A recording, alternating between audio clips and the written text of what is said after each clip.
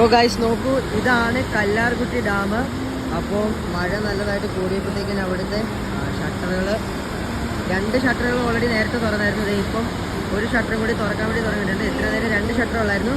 ഇപ്പോൾ അതാണ്ട് ഒരു ഷട്ടറും കൂടി പയ്യെ പൊക്കാൻ വേണ്ടി തുടങ്ങിയിട്ടുണ്ട്. കാരണം അതേപോലെ വെള്ളം അപ്പുറത്തെ ഭാഗത്ത് നിറഞ്ഞു നിൽക്കുകയാണ്. അതുകൊണ്ട് ഇതാണ്ട് ഷട്ടർ വീണ്ടും തുറക്കാൻ വേണ്ടി തുടങ്ങിയിരിക്കുകയാണ്. അയ്യോ, എന്നാ ഫോഴ്സിലെ വെള്ളം പോകുന്നത് നോക്കി. ഒരുമാതിരി പുക പോകുന്ന പോലെ മാത്രമേ നമുക്ക് ഫീൽ ആകത്തുള്ളൂ. പക്ഷെ ഇതേ നോക്കി വെള്ളം പോകുന്നത് ഞാൻ ആദ്യമായിട്ടാണ് കേട്ടോ ഞാൻ നേരിട്ട് ഇങ്ങനെ വെള്ളം പോകുന്നത് കാണുന്നത്.